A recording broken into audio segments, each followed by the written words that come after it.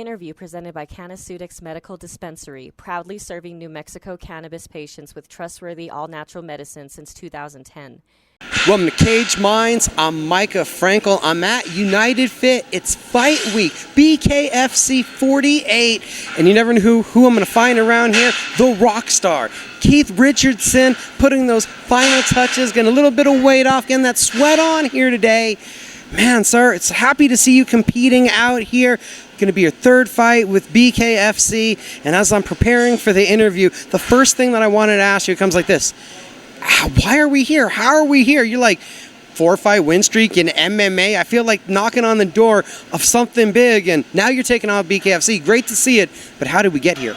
My MMA career was going great, but I just didn't really have anywhere to go. I think the UFC thought I was too old. They didn't want me clearing out all their young fighters. I had gotten signed by the PFL, but then I was supposed to be a replacement in the tournament. Then guy refused to fight me, so I was really kind of stuck. And then had this opportunity with Bare Knuckle. Love the company. They seems like they like me. They want to push me. They want to get me good fights, and guys are less apt to run away in Bare Knuckle. If you're doing Bare Knuckle, you're game to fight. So I haven't had anybody running from me. So I'm happy where I'm at right now.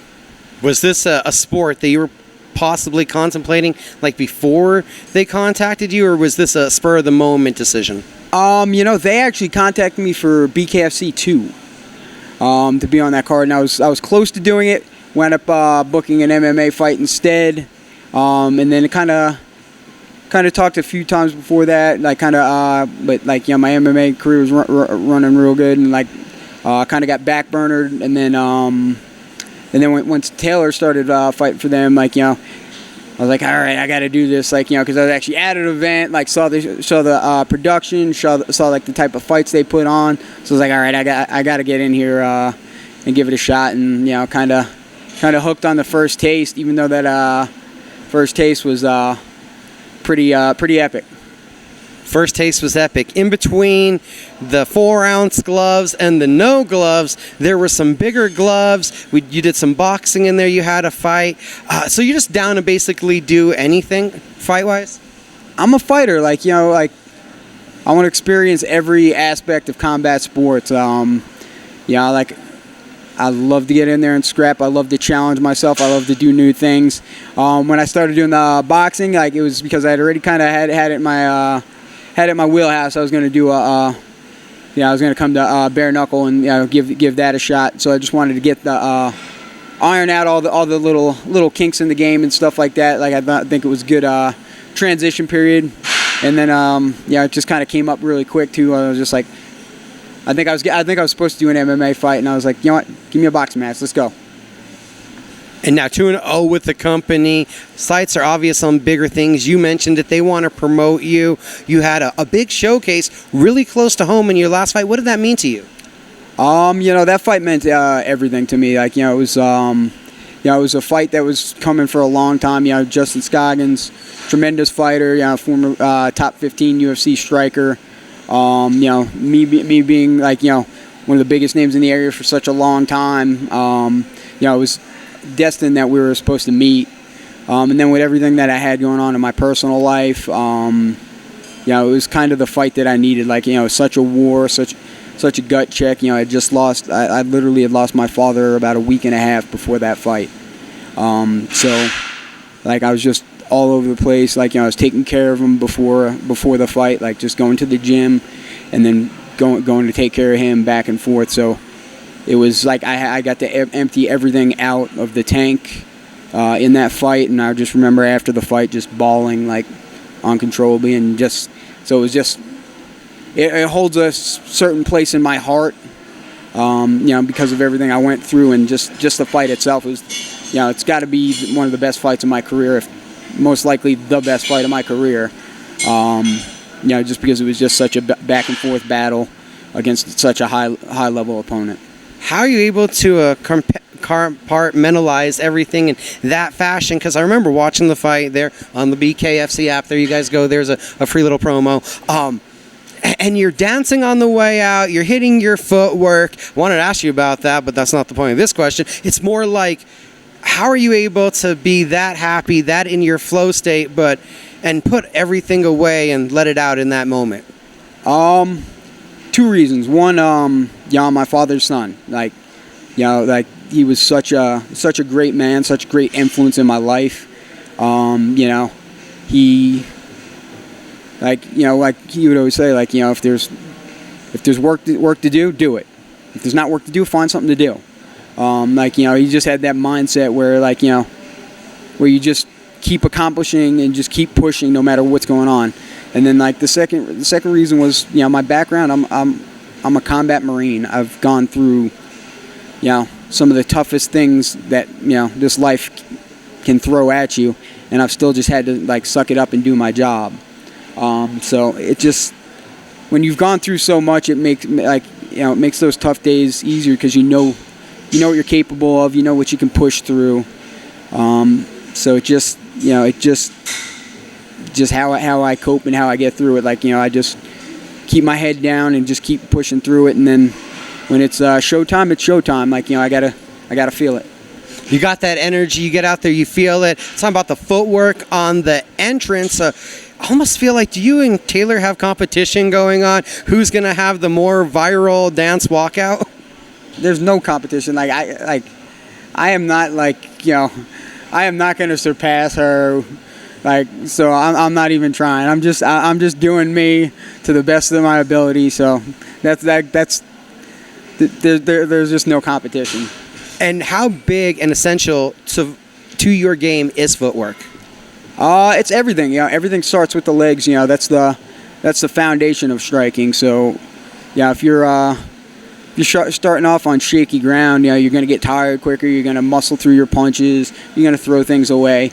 I remember when I first started, I was just when I first started my journey in MMA and combat sports and stuff like that, I was a slow-footed wrestler.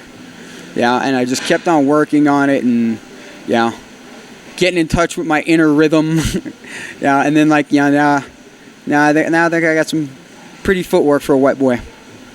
August 11th, the opponent's going to be Derek Perez. Like yourself, I think we can put his last fight probably in that top 10 of BKFC fights ever. One of the best prelims the company has ever seen. People were going nuts for that one. What do you think about the fighter ahead of you? I'm always game for a game opponent. I don't know him personally. I just, but I know he's got some dog in him. To go through his last fight like he did. So, I'm hoping not to have to do a repeat of Scoggins just yet. You can kind of have those fights every year or so. But I'm looking to be the more technical striker. I'm looking to not sit there and brawl. I'm looking to do damage, get out of the way, do more damage, get out of the way. More me hitting you and less of you hitting me. How hard is it in this sport, crowd roaring, small space anyway, to not get trapped into that phone booth fight? For me, I think it's easier than most. I tend to be very calm and methodical. I'm very aggressive, but it's a very controlled aggression. It's not I'm not looking to brawl. I'm looking to beat you up. If it turns into that, with Scoggins, he's one of the few guys that can move and switch, just as good as I can. So we had no option but to beat the shit out of each other. I think in this fight, if I move good, I'll be able to impose my will instead of taking a lot of damage to do so. But if I need to, I will. And if you haven't been asked about it already, probably for the 1 millionth time it might come up, it's Albuquerque. This is elevation. Do you feel comfortable with your cardio to perform here? Yeah, cardio has never been an issue for me. That's also why, I'm out here a little bit earlier than most of the guys. Just getting used to it. I've been out here before. I love Albuquerque. It's such a beautiful city.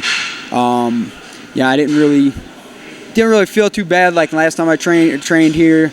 Yeah, and I've just feel like I've been killing it since I've got here. So I'm not too worried about the elevation. Plus I'm good at controlling pace. This 5 2-minute rounds I'm used to. I've done 5 5s before. So I don't think cardio will be a factor for me. 3-0 after this one. That's the plan. What are your expectations then for the next fight? After that, I'm looking to get something around my waist. My pants keep sagging, so I'm looking to I'm looking to go for that belt. I want to. That's why I got into this sport. That's why I get into any sport, to be the best. That's what I want. I think I think after 3-0 under a year, kind of says something, especially with the quality of a Scoggins. I think Scoggins, even though he's only had one fight in BKFC, is definitely a top 5 opponent in this division. Right, definitely a top martial artist. Looking to put another stamp on this one. Everyone, we're going to see the Rockstar in action. BKFC 48, Tingley Coliseum. We'll see you guys Friday night.